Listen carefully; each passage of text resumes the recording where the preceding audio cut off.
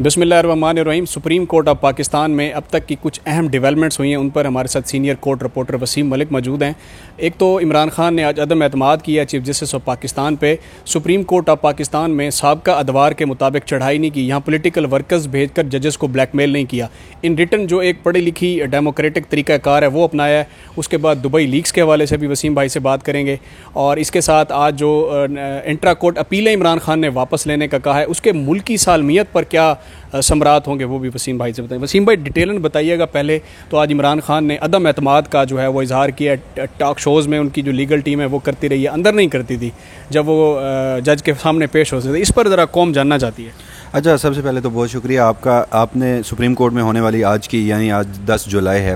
Developments کی بات کی۔ ہم عمران خان کے اوپر جو عمران خان صاحب نے جو قاضی فائزیسہ کے اوپر عدم اعتماد کا اظہار کیا اس طرف تو آتے ہیں، مگر اس سے بھی ایک بڑی ڈیولپمنٹ جو اس وقت ہوئی ہے، مخصوص نشستوں کا آپ کو پتہ ہوگا گزشتہ روز فیصلہ محفوظ کیا گیا تھا، اور اس فیصلے پر بڑے سوالات اٹھائے گئے تھے کہ جی قاضی فائزیسہ صاحب فیصلہ آج کیوں نہیں سنا رہے، اور یہ چیف جسٹس قاضی فائزیسہ کی اپنی روایات کے بھی خلاف تھا، اور وہ خود کو ان روایات کا امین سمجھتے تھے کہ انہوں نے سپریم کورٹ میں آ کر کچھ طریقہ کار کو تبدیل کیا، شفافیت آئی، کورٹ روم میں آرڈر ڈکٹیٹ کرواتے رہے، یا جتنے بھی مفاد عامہ کے بڑے مقدمات تھے اسی روز فیصلہ سنایا جاتا تھا اور یوں فیصلہ محفوظ نہیں کیا جاتا تھا۔ تو ان کے اوپر الزام یہ تھا کہ جو مخصوص نشستیں ہیں اس میں چیف جسٹس مائنورٹی میں ہیں، اس لیے وہ فیصلہ نہیں سنا رہے، کچھ ججز کو مینیج کیا جا رہا ہے، کچھ ججز کو توڑا جا رہا ہے، کیونکہ جو آبزرویشنز اور ریمارکس آئے تھے تو اس میں تو کسی صورت بھی وہ مخصوص نشستیں حکمران اتحاد کو نہیں ملنے جا رہی تھیں۔ تو اس وقت جناب جب ہم یہ ویڈیو ریکارڈ کر رہے ہیں 2:54 ہو چکے ہیں، اب سے تقریباً کوئی 20 منٹ پہلے ایک اجلاس، اہم ترین اجلاس سپریم کورٹ میں چیف جسٹس قاضی فائزیسہ کی زیر صدارت شروع ہو چکا ہے۔ یہ اجلاس بنیادی طور پر بلایا گیا تھا گزشتہ روز کے فیصلے کے حوالے سے، مشاورتی اجلاس تھا، اور اس میں عدالت عظمیٰ کے ان 13 ججز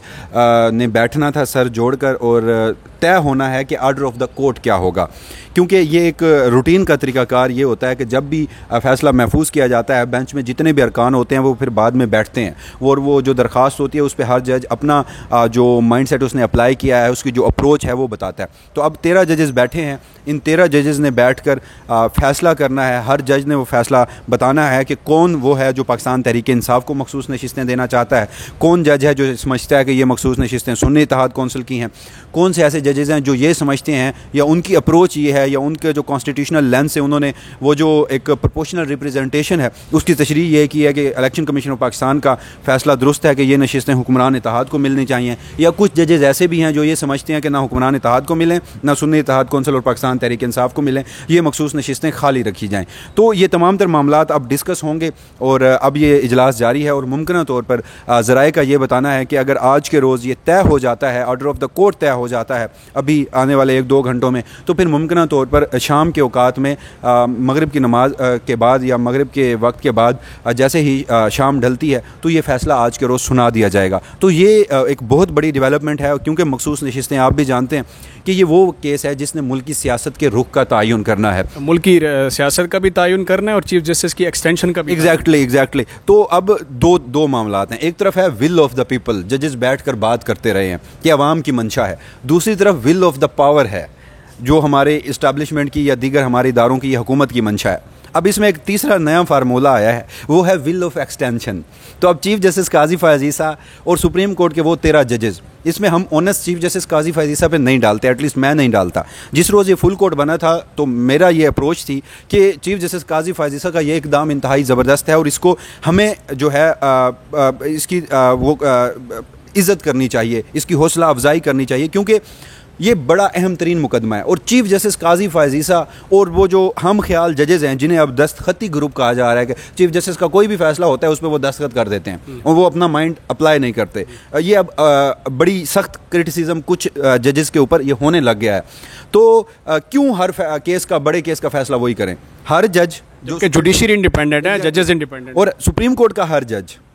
یہ ہائی کورٹ سے آیا ہے۔ جب ہائی کورٹ کا کوئی جج حلف اٹھاتا ہے تو اس حلف میں وہ یہ قسم کھاتا ہے کہ وہ آئین پاکستان کا تحفظ کرے گا اور اس کا دفاع کرے گا، محافظ رہے گا۔ پھر وہ سپریم کورٹ کا جج بنتا ہے، دوبارہ وہ اس حلف کو، اس قسم کو دوبارہ کھاتا ہے۔ تو جب سپریم کورٹ آف پاکستان کا ہر جج آئین کا محافظ ہے تو پھر ہر جج کی اپروچ آنی چاہیے کہ وہ ول آف دا پیپل کے ساتھ کھڑا ہے یا ول آف دا پاور کے ساتھ کھڑا ہے۔ تو آج کے روز ممکنہ طور پر آج یہ فیصلہ آ سکتا ہے، اگر آج ججز کوئی حتمی مشاورت ان کی نہیں ہو پاتی یا order of the court at least طے نہیں ہو پاتا، تو پھر کل کے روز بھی یہ اجلاس ہو سکتا ہے، لیکن میں اسے آج یا کل کے دن پر اس اہم ترین معاملے کا فیصلہ ہوتا مجھے نظر آ رہا ہے ایٹ لیسٹ۔ یہ آپ دیکھ رہے ہیں کہ فل کورٹ ریفرنس جو ہے وہ جاری ہے اور ججز کو جو ہے وہ پہلے سے پریشرائز کرنا شروع کر دیا گیا، جیسے اسلام آباد ہائی کورٹ کے جسٹس جہانگیر احمد محمود جہانگیری کے خلاف جو ہے وہ پیروپیگنڈا سٹارٹ ہو گیا، ڈگریاں چیلنج ہو گئی ہیں۔ پھر اگر اس کی ڈگری چیلنج کریں تو پھر سب کی ڈگریاں چیلنج کریں۔ یہ جو اتنے لوگ بیٹھے ہوئے ہیں پاکستان میں ملازمتوں پر، یہ بائی الیکشن میں بھی دیکھا گیا، ضمنی الیکشن کے ساتھ جنرل الیکشن میں دیکھا جاتا ہے، جو بات نہ مان اس کی ڈگریاں چیک کرواتے ہیں۔ یہ ڈگری چیک کرنے سے پہلے جب نوکری پہ رکھتے ہیں اس وقت میکنزم نہیں ہے ان کا؟ ہوتا ہے، کوئی ایک وکیل ہے، اس نے لائسنس لینا ہے، اس کی ڈگری ویریفائی ہوتی ہے، پھر ایک آئینی عدالت کا ایک جج لگا رہے ہیں۔ Supreme judicial commission of Pakistan ایک آئینی ادارہ ہے، اس آئینی ادارے نے کوئی تصدیق نہیں کی تھی۔ مسئلہ صرف ایک ہے، ہمیں جسٹس طارق جہانگیری کی جعلی ڈگری سے مجھے اس حد تک اعتراض ہو سکتا ہے کہ اگر ان کی ڈگری جعلی ہے تو اس کی تحقیقات ہونی چاہیے، مگر کسی جج کی تحقیقات، اس کی پراپرٹی کی، اس کی ڈگری کی، اس کی فیملی کی، اثاثہ جات کی، اس کی ڈوئل سٹیزن کی، اس کی کردار کی تب ہی کیوں کی جانی چاہیے جب وہ ہماری فوجی اسٹیبلشمنٹ کی مداخلت سے انکار کرتا ہے، جب وہ اداب غلامی سے انکار۔ ایگزیکٹلی، آپ نے وہ زبردست الفاظ آپ کے پاس ہوتے ہیں، ہم ذرا میرے منہ میں فلٹر کم ہے تو کوئی آپ سے مجھ سے زیادہ فلٹر ہیں، لیکن آپ تھوڑا سا احتیاط کر رہے ہیں۔ تو اب کیوں جسٹس مظاہر نقوی سے لے کر جسٹس اجاز الحسن سے لے کر جسٹس شاہد جمیل سے لے کر اور پھر اسلام آباد ہائی کورٹ کے ان ججز سے لے کر، تو کیوں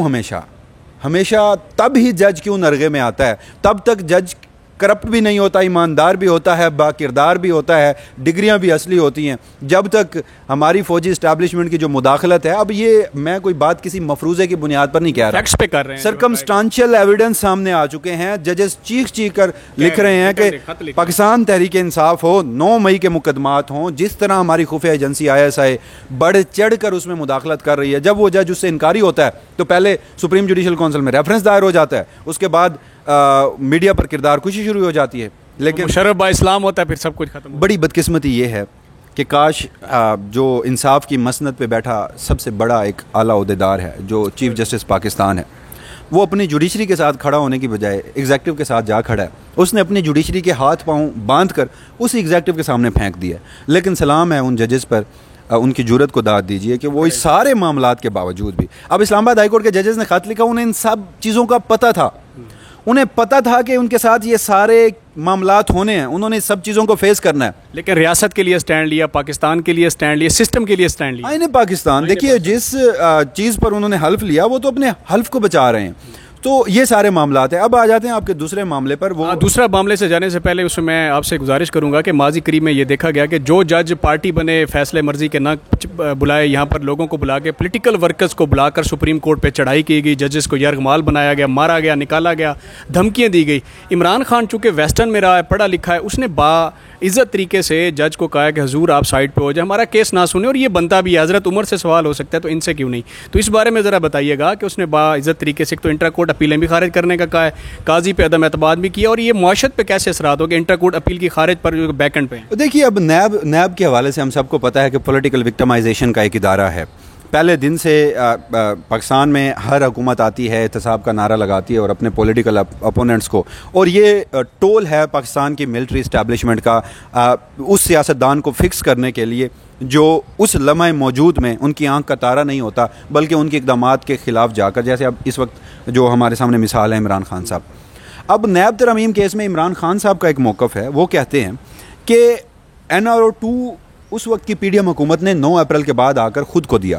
جو یہ NRO مجھ سے مانگ رہے تھے تقریباً 1100 ارب روپے کا، وہ اس میں فیکٹ بتاتے ہیں کہ وہ ان کے اپنے کیسز معاف کروائے گئے۔ اس حد تک تو مجھے عمران خان کی بات سے کوئی اختلاف نہیں، کیونکہ جب وہ نیب امینڈمنٹس میں دیکھتا ہوں تو وہ پرسن اسپیسیفک ہیں، وہ لوگوں کو سامنے رکھ کر، ان کے کیسز کو نیب میں سامنے رکھ کر جو حکمران اتحاد بیٹھا ہے انہوں نے وہ نیب ترمیم کی ہیں۔ اب اس پر عمران خان صاحب نے آج کے روز کہا ہے کہ یہ انٹرا کورٹ اپیلیں خارج کی جائیں۔ عمران خان صاحب کا موقف یہ ہے کہ اگر آپ نیب کو بالکل ختم کر دیں گے، ان کے دانت نکال دیں گے، تو کرپشن کبھی ختم نہیں ہو پائے گی، اور جب کرپشن ختم نہیں ہو پائے گی تو عمران خان کا کہنا ہے کہ جو فارن انویسٹر ہے وہ آپ کے ملک میں کیوں انویسٹ کرے گا؟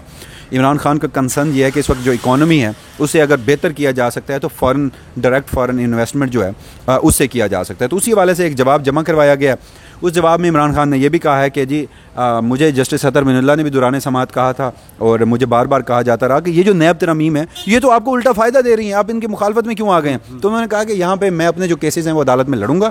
پرانے قانون کے تحت لڑوں گا. میرے نزدیک یہ ملکی مفاد کا معاملہ ہے تو میں اپنی ذات کو نہیں دیکھ رہا, ملکی مفاد کو دیکھ رہا ہوں. وہاں انہوں نے اب بھی نیب کی اس میلا فائڈی کو بھی شو کیا. انہوں نے کہا کہ نیب اختیارات کا کس طرح غلط استعمال کرتا ہے. اپنے جواب میں عمران خان بتاتے ہیں کہ ان کے اوپر جو توشہ خانہ کا وہ جو ہار والا ایک اور گھڑی والا سارا مقدمہ تھا, وہ کہتے ہیں کہ 1 کروڑ اور 81 لاکھ روپے کی وہ ٹوٹل مالیت تھی, جس کو نیب نے 3 ارب اور 61 کروڑ روپے کا دکھایا ہے اور میرے اوپر یہ سارے الزامات. پھر اس سارے معاملے میں وہ کہتے ہیں کہ چیف جسٹس قاضی فائز عیسیٰ جو ہیں وہ میرے تمام جتنے بھی مقدمات ہیں ان مقدمات سے خود کو الگ کریں. انصاف کا تقاضا یہ ہے کہ چیف جسٹس قاضی فائز عیسیٰ میرے مقدمات نہ سنیں. تو آپ نے درست کہا کہ ہم نے دیکھا کہ پاکستان تحریک انصاف جو باہر کی بظاہر پاکستان تحریک انصاف ہے, جن کے ہاتھ میں اس وقت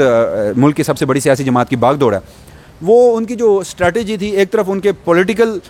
لیڈرز تھے, دوسری طرف ان کے وہ جو لوگ تھے جو عدالتوں میں معاملات کو کیری کرتے تھے. تو ان دونوں کے درمیان تضاد تھا, 180 اینگل کا درجے کا تضاد تھا. باہر کی پولیٹیکل لیڈرشپ پریس کانفرنسز میں, ٹاک شوز میں بیٹھ کر چیف جسٹس قاضی فائز عیسیٰ کے خلاف انتہائی سخت زبان استعمال کرتی تھی اور کہتی تھی کہ خود کو الگ کر لیں ہمارے کیسز سے. لیکن ان کی جو لیگل سائڈ تھی وہ آ کر کمرہ عدالت میں ایسی کوئی بات نہیں کرتی تھی اور وہ چیف جسٹس قاضی فائز عیسیٰ پر ایک قسم کا اعتماد کا اظہار کرتے تھے. پھر آج باقاعدہ طور پر عمران خان کی جانب سے پہلی مرتبہ ایک باضابطہ اعتراض عائد کیا گیا ہے. تو اب دیکھتے ہیں کہ یہ تو جو اونس ہے یہ اسی جج پہ ہوتا ہے جس پر اعتراض کیا جاتا ہے. اس کے اوپر کوئی لیگل کوئی کانسٹیٹیوشنل بائنڈنگ نہیں ہے کہ اگر کوئی آپ پہ اعتراض کر دیتا ہے تو آپ خود کو بینچ سے الگ کر لیں. سپریم کورٹ کا جسٹس جواد خواجہ سابق چیف جسٹس ہیں, ان کا اسی حوالے سے فیصلہ بھی موجود ہے. تو یہ دیکھا جاتا ہے ان ہائی مورل گراؤنڈز پہ کہ جج یہ سمجھے کہ یہ ہائی مورل گراؤنڈز پہ میرے اوپر اعتراض کر دیا گیا تو میں الگ ہو جاؤں. تو ہم نے ماضی میں بھی دیکھا کہ جسٹس منصور علی شاہ پر فوجی عدالتوں کے کیس میں اعتراض ہوا, وہ بڑے شگفتہ انداز میں برہم ہوئے بغیر خود سے بینچ سے, حالانکہ وہ رول ماڈل ہیں, وہ بڑے ڈیسنٹ طریقے سے سائڈ پہ. دیکھیے اس سے قبل بھی انہوں نے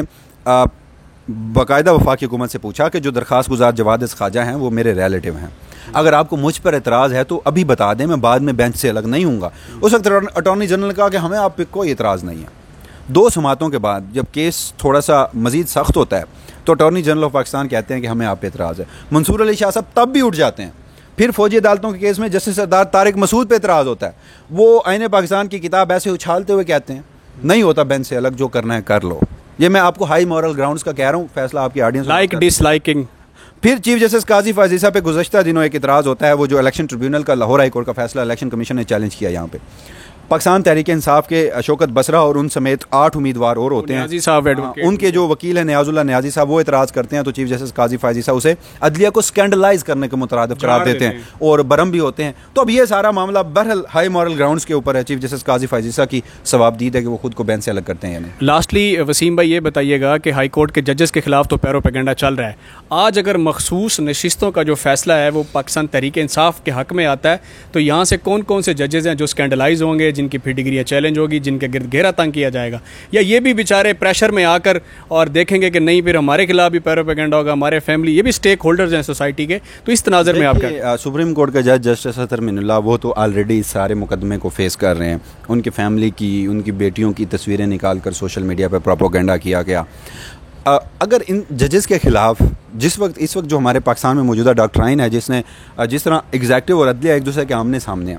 اگر ان ججز کے خلاف کوئی مواد ہوتا تو وہ کب کا سپریم جوڈیشل کونسل میں آ چکا ہوتا. چیف جسٹس قاضی فائز عیسیٰ کو جہاں جہاں ریزسٹنس کا سامنا ہے وہ ججز آج بھی اپنے موقع پہ قائم ہیں. جسٹس عائشہ ملک خاتون جج بڑی زبردست جج ہیں کانسٹیٹیوشنل معاملے پہ, ان کی جو اپروچ ہے, تو ان کو اس خاتون کو جس طرح ٹارگٹ کیا گیا سوشل میڈیا پر وہ بھی بڑا الارمنگ تھا. جسٹس اطہر من اللہ ہوں. تو بہرحال اب فیصلہ کیا آتا ہے, فیصلہ پی ٹی آئی کے حق میں آتا ہے, ان سیاسی جماعتوں کے حق میں نہیں آتا. تو یہ تو بات کی بات ہے کہ کون سا جج نرغے میں آئے گا, لیکن ایک چیز آئے گا صحیح, اسپیئر تو نہیں کیا جائے گا کسی صورت. سوشل میڈیا پہ تضحیق کی جائے گی, مہم کی جائے گی, قوم جاگے گی, قوم کھڑی ہوگی. جوڈیشری چیف جسٹس قاضی فائز عیسیٰ کو کھڑا ہونا چاہیے, وہ جوڈیشری کا سربراہ ہیں, قوم کا تو گھر کا سربراہ ہی کھڑا نہیں ہو رہا. تو وہی تو بات ہے. تو انہوں نے اپنے گھر کے بچوں کو باندھ کے دشمن کے سامنے پھینک دیا. تو ان کا جو کردار ہے باندھ کے مارو, کیونکہ اس وقت جو موجودہ نظام ہے اس کی جو سب سے بڑی گارنٹی ہے وہ چیف جسٹس قاضی فائز عیسیٰ ہیں. موجودہ فوجی اسٹیبلشمنٹ ان کی لاڈلی ہے, موجودہ حکومت ان کی پسندیدہ ہے, تو ان کے ارد گرد یہ جتنی بھی عمارتیں ہیں نا, تو ان کی اپنی مرضی کے لوگ بیٹھے ہیں, تو اس سے وہ بہت کمفرٹیبل ہیں. اس کو کلوز کرتے ہیں. شاکر شجاع آبادی بہت بڑے شاعر ہیں جنوبی پنجاب کے. جسٹس قاضی فائز عیسیٰ جب سپریم کورٹ کے چیف جسٹس نہیں تھے تو وہ پاکستان کی ریاست کے آئین کی پاسداری کرتے تھے, اس کو پروٹیکٹ کرتے تھے. جب یہ چیف جسٹس آف پاکستان بنے تو وہ پروٹیکشن اور وہ جو حفاظتی اقدامات تھے وہ اس شعر میں ختم ہو گئے. شاکر شجاع آبادی اللہ تعالیٰ کا مخاطب کر کے کہتا ہے, ڈیندا ہے روز ڈراوے دوزخ دے, میرا مالک خالق اے دس چا, تیری او دوزخ کیا این دوزخ تو ود ہے. اپنا خیال رکھیے گا. اللہ حافظ.